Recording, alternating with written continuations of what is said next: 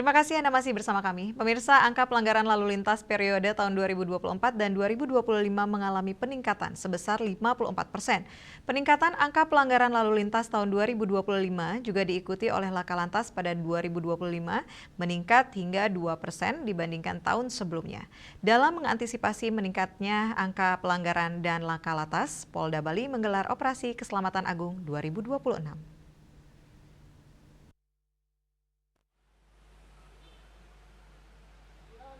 Kapolda Bali Irjen Polisi Daniel Aditya Jaya dalam sambutannya dibacakan Irwasda Polda Bali Kombes Polisi Asep Ahdiatna saat apel Operasi Keselamatan Agung 2026 mengatakan etalase pariwisata sekaligus wajah Indonesia di mata dunia.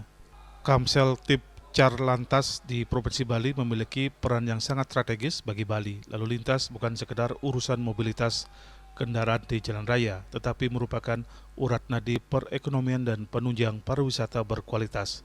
Tingkat mobilitas masyarakat maupun wisatawan di Bali semakin hari semakin meningkat.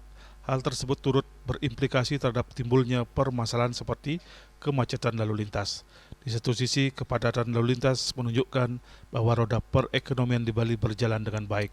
Namun di sisi lain, kemacetan lalu lintas juga menimbulkan kerugian bagi masyarakat maupun wisatawan baik secara material maupun psikologis.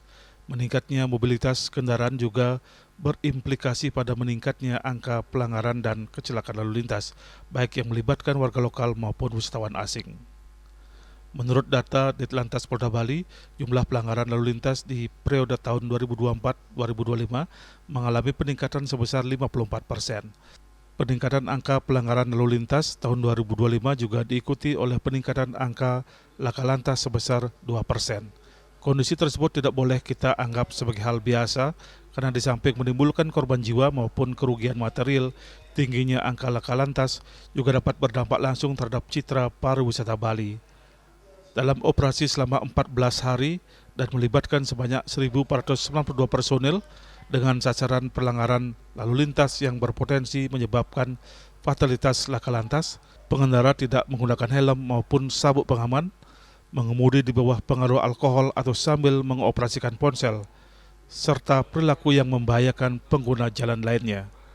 Menurut data Ditlantas Polda Bali, jumlah pelanggaran lalu lintas periode tahun 2024 dan 2025 mengalami peningkatan sebesar 54%. Namun demikian, pelanggaran lalu lintas tersebut tidak selalu ditindak dengan tilang, namun senantiasa mengedepankan tindakan teguran dan edukasi kepada pelanggar. Peningkatan angka pelanggaran lalu lintas tahun 2025 juga diikuti oleh peningkatan angka laka lantas sebesar 2%. Kondisi tersebut tidak boleh kita anggap sebagai hal yang biasa, karena di samping menimbulkan korban jiwa maupun kerugian material, tingginya angka laka lantas juga